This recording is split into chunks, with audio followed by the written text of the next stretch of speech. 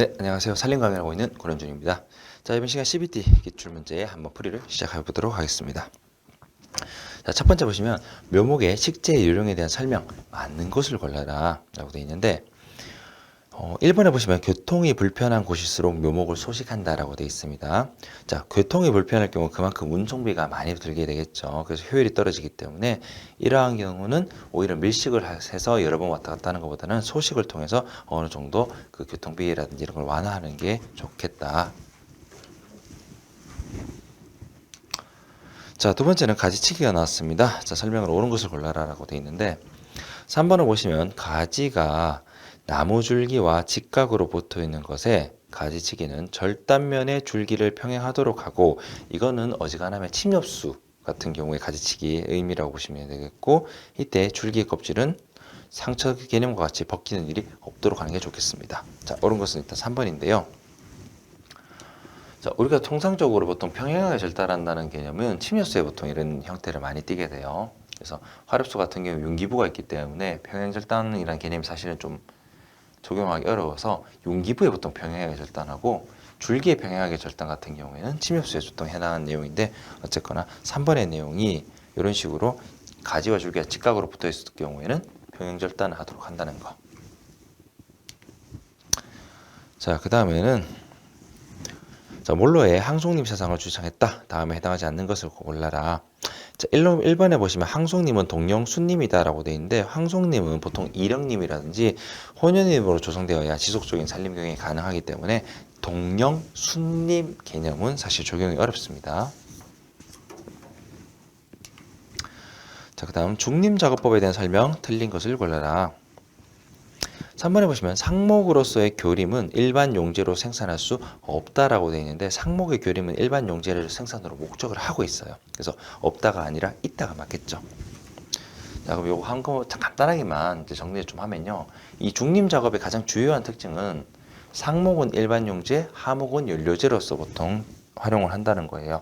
그러다 보니까 하목 같은 경우 외림 작업에 대한 외림 수정 같은 거에 적용이 되고, 화렵수용 이름이나 맹화갱신처럼 이런 활용도가 높은 녀석을 활용하게 되는데, 어쨌거나 다른 것들도 여러분이 보면 좋습니다. 하지만 절대 잊지 말아야 될 게 중림 작업의 상측과 하목 개념의 하층 개념의 어떤 활용하는 수종에 대한 종류의 목적을 반드시 잊지 마셔야 돼요. 자, 그 다음 묘포에서 늦어도 7월 이전에 비료를 주어서 하는 가장 주된 이유가 무엇이냐. 자, 3번에 보시면 늦게까지 자라게 되어서 월동기가 동해가 받기 때문이다.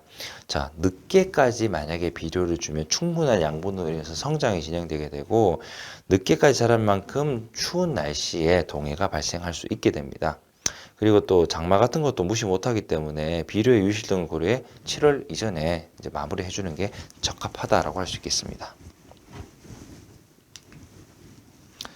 자, 다음 중 줄기를 해부했을 때 황공제로 특징되는 수종을 골라라.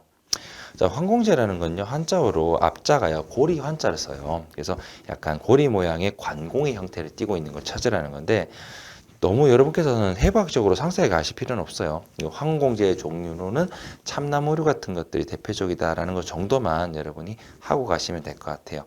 시험 자체가 황공제를 묻는 수종 자체가 은행식으로 거의 출제되고 있고요. 출제 비율도 그렇게 높지 않기 때문에 이런 문제는 그냥 문제답 형식으로만, 은행식 개념으로만 보고 가시면 되겠습니다.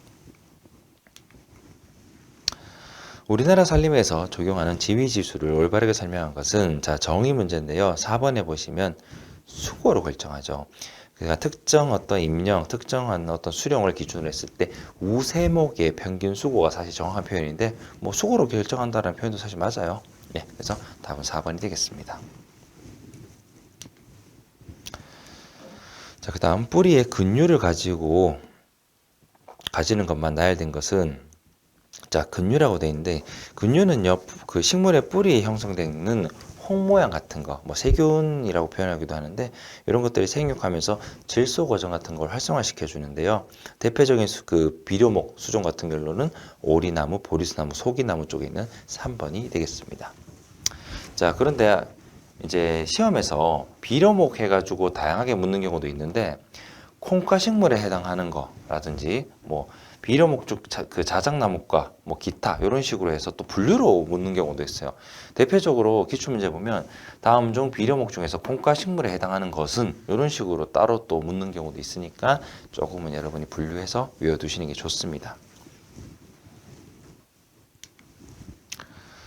자, 그 다음 노천 매장법으로 파종하기 한 달 전쯤에 매장하는 것이 발화 촉진에 도움을 주는 수종이 아닌 거라고 했습니다. 자, 보통 우리가 크게 세 가지로 분류를 합니다. 채취 즉시 매장하는 것과 11월 중 매장, 파종 1개월 전에 매장하는 것들이 있어요. 근데 문제에서는 파종 한 달 전쯤, 파종 1개월 전쯤 매장하는 이런 수종들이 있는데 여기에 해당하지 않는 녀석으로 했습니다. 누구? 4번에 있는 가래나무 같은 경우에는 종자 채취 즉시 바로 매장하는 특징이 있습니다. 자, 다음 수종 중 생가지치기를 할 경우 부우의 위험성이 가장 높은 수종은 자, 생가지치기 위험성이 높은 수종과 그리고 낮은 수종이 있습니다. 상대적으로 이제 높은 수종을 가지고 시험에서 많이 내는데 단풍나무, 느릅나무, 벚나무, 물풀의나무 같은 경우에는 생가지치기의 위험도가 높은 수종입니다. 그래서 생가지치기의 위험도가 높다는 것은 가지치기를 하는 순간 어떤 상처의 유압, 상처의 아무는 정도가 더뎌서 느려서 이제 그쪽으로 균이 침입한다든지 식물병 같은 게 침입할 수 있겠죠. 뭐 그런 위험성이 높다는 겁니다.